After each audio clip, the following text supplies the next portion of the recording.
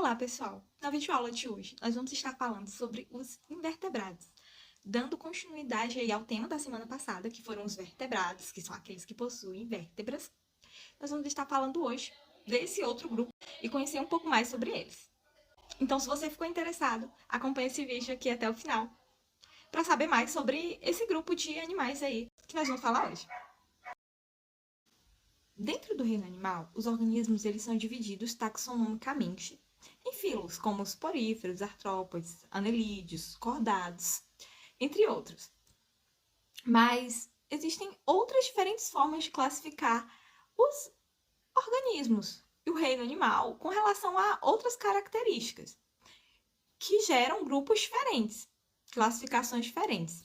E dentre essas classificações utilizadas atualmente, a principal é com relação a presenças ou ausências de estruturas que são considerados verdadeiros marcos evolutivos, a partir das quais os organismos eles puderam adentrar em novos ambientes, mudar seus hábitos alimentares, aumentar as taxas de reprodução, estabelecer conexões entre espécies, entre outros fatores. E a principal estrutura empregada para classificar organismos dentro do reino animal, uma dessas estruturas que é considerado um marco evolutivo é a coluna vertebral, que vai dividir os animais em dois grupos, os vertebrados, que foi tema da nossa aula da semana passada, e os invertebrados, que é o nosso tema de hoje. Mas o que são esses animais invertebrados? São considerados animais invertebrados todos aqueles organismos pertencentes ao reino animal e que não possuem vértebras e um crânio bem definido. Os vertebrados são aqueles que têm as vértebras, os invertebrados são os que não possuem vértebras. Embora eles compartilhem características como serem pluricelulares, eucariontes, heterótrofos, como os vertebrados, eles não são definidos, classificados no mesmo grupo por essa ausência de vértebras. A coluna vertebral, ou também chamada de espinha dorsal, ela vai ser a estrutura óssea que se estende a partir do crânio até a pelve, que é a região perto da cintura, e é responsável por algumas funções aí muito importantes, como proteger a medula espinhal, auxiliar no suporte do peso do corpo, assim como na postura e na locomoção, que é um fator muito importante, garantir a flexibilidade do corpo, servir de ponto de fixação para as costelas, cintura pélvica e sistema muscular. Esses são alguns das funções mais importantes da coluna vertebral. O grupo dos invertebrados ele é dividido em 8 filos principais, conforme a gente vai apresentar no decorrer dessa aula. E ainda no filo dos cordados, existem 2 subfilos que são compostos por animais invertebrados, porque eles não possuem, não têm a presença dessas vértebras, que são os urocordados e os cefalocordados, que formam a categoria de protocordados. Dando continuidade à explicação, nós vamos agora estar falando sobre o primeiro filo aí desses 8 filos que tem dividido taxonomicamente os invertebrados. E o primeiro deles que nós vamos falar é os poríferos, que também são chamados de esponginários ou apenas esponjas. Os poríferos eles são animais considerados organismos mais primitivos dentro do reino animal. São seres predominantemente aquáticos e marinhos, havendo poucos indivíduos ali em água doce. São organismos sésseis, ou seja, eles estão ali fixos no substrato. E a maior parte da sua vida eles vivem ali fixados em estruturas rochosas, bancos de areia, oceano, corais. O nome porífero está relacionado com a presença de poros. Esses organismos eles vão possuir poros que é por onde a água vai passar e que vai garantir a nutrição desses animais. Afinal, eles vivem ali em um ambiente aquático, então toda a sua nutrição, reprodução, tudo o que é de necessidade deles vai acontecer ali no meio aquático e é através desses poros que ele vai conseguir ter esse acesso à nutrição que ele precisa para sobreviver e se desenvolver. Esses poros eles são chamados de ósseos, são formados por células específicas, que são chamadas de porócitos, que formam um canal entre o meio externo e o meio interno do porífero, permitindo aí essa troca. O próximo filo é o dos quinidários, que também são animais aquáticos, em sua maioria são marinhos. Eles habitam normalmente regiões tropicais costeiras, podem apresentar vida livre, ou sendo seres nadantes, ou estando fixos no substrato. Como nadantes, temos exemplos de medusas, as águas-vivas. E eles podem também estar presos nos substratos, como exemplo, nós temos os pólipos e as anêmonas do mar. Os quinidários, eles vão apresentar um sistema fisiológico bem primitivo. Como eles não vão possuir órgãos, muitos dos processos metabólicos ocorrem nas células do animal, sem uma especialização, como a gente vai encontrar nos próximos filos, né? Remete aí a essa coisa mais primitiva.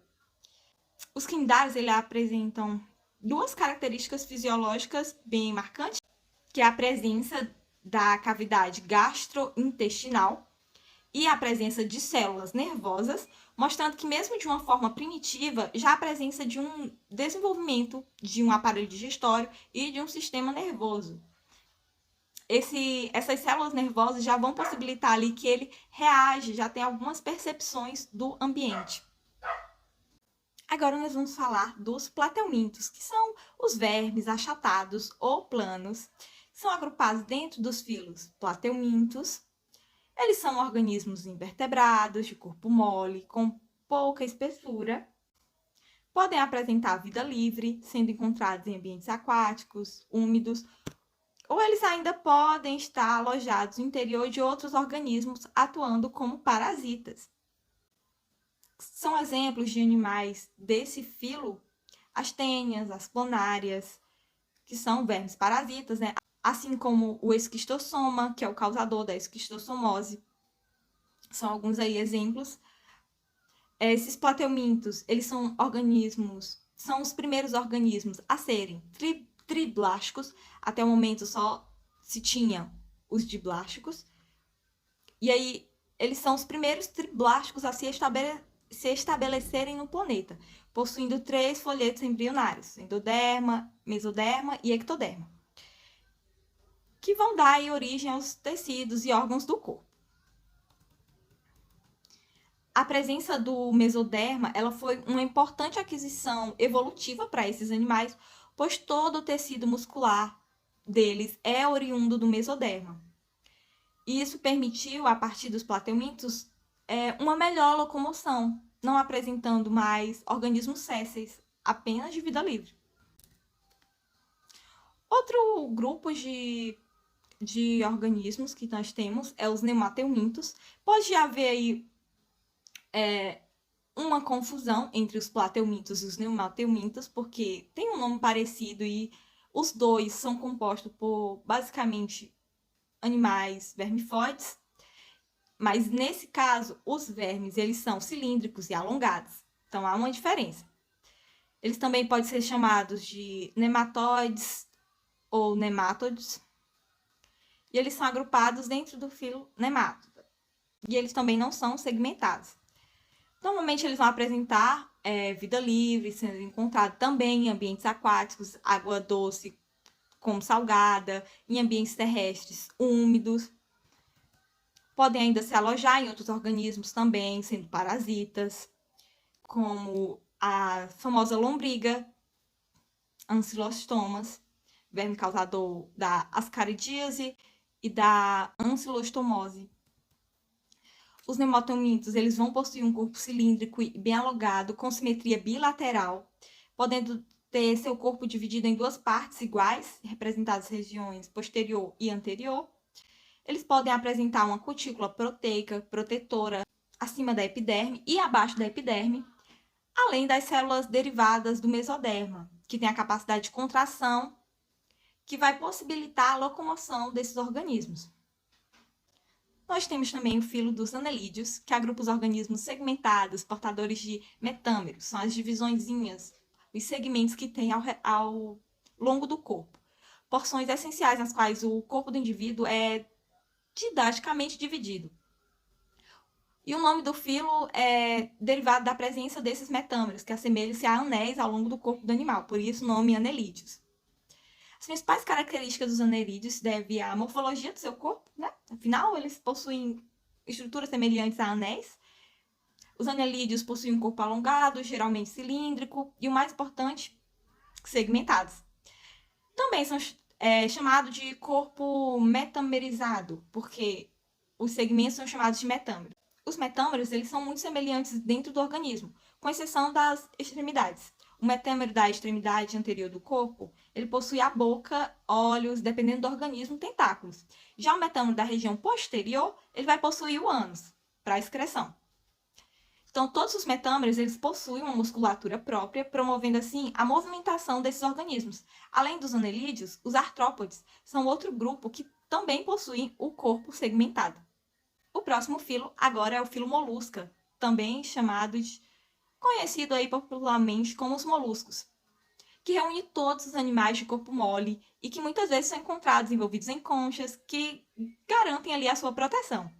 A maior parte dos moluscos vão viver em ambientes aquáticos, embora existam alguns poucos que são terrestres, sendo geralmente encontrados em ambientes úmidos e com pouca luminosidade, sem essa luminosidade excessiva.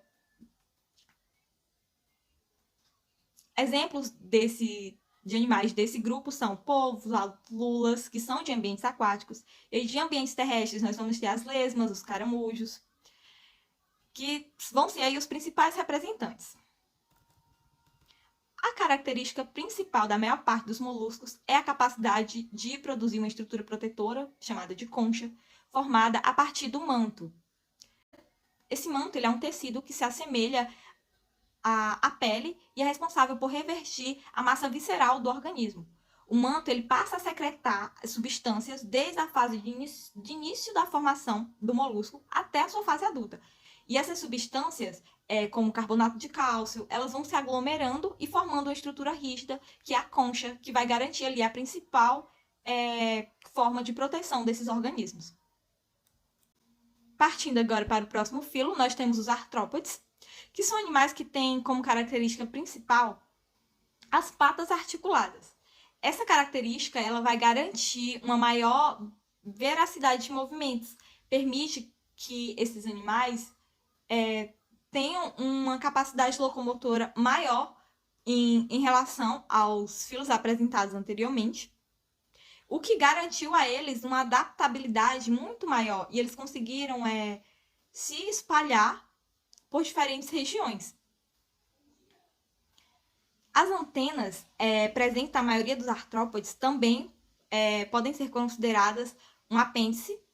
Normalmente elas vão ter função sensorial, facilitando a busca de alimentos e percepção do ambiente. Alguns exemplos são os insetos, os besouros, lacraias, lagostas, entre outros.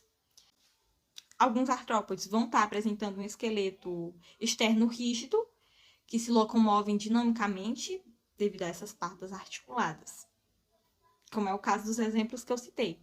Os artrópodes vão compor o maior filo do reino animal existente, com mais de 1 milhão de espécies descritas atualmente, e estima-se que esse filo seja responsável por cerca de 84% de todas as espécies conhecidas. Então, é muita coisa. Depois dos artrópodes, nós temos os equinodermos, que são os animais exclusivamente marinhos e que na escala evolutiva são os que mais se aproximam dos cordados. O filo que se encontra nós, os seres humanos, né? Nós somos o filo cordado. O nome equinodermo, ele deriva do grego, que quer dizer espinhos na pele, e faz referência a muitos espinhos projetados a partir do endoesqueleto desses organismos, o que forma uma epiderme rígida e com espinhos salientes, e que é a principal característica de alguns indivíduos desse filo, além de conferir uma proteção.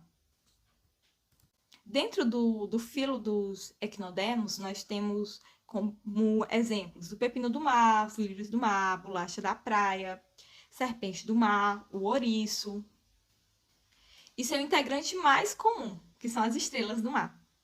São aí alguns dos principais. E por último, nós vamos falar do filo dos cordados. Mas você pode estar pensando, mas os cordados não têm vértebras, não têm coluna vertebral?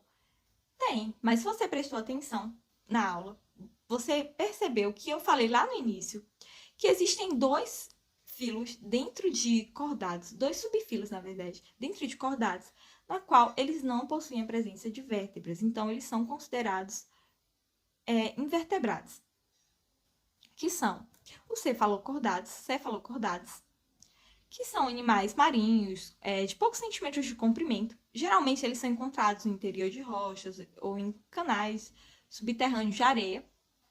São similares a peixes, embora não possuam crânio nem cérebro.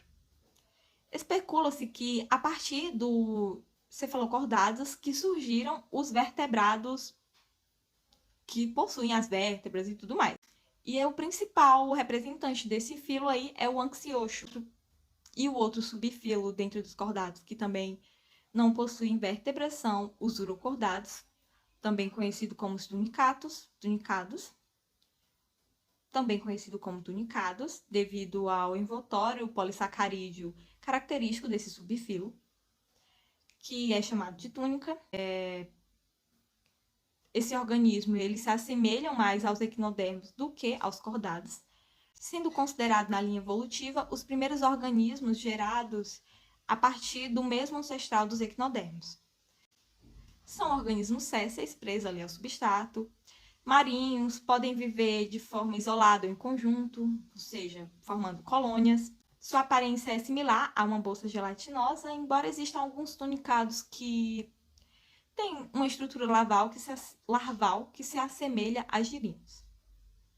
Bom, pessoal, essa foi a aula de hoje. A gente apresentou aí para vocês características gerais dos invertebrados, o que caracteriza esse grupo, alguns filos que eles se dividem. Espero que vocês tenham gostado. O link das questões sobre essa aula vão estar na descrição, então vão lá, respondam as questões e acompanhem a nossa aula de resolução de questões que irá ser postada aí no decorrer da semana. Obrigada e até a próxima. Tchau!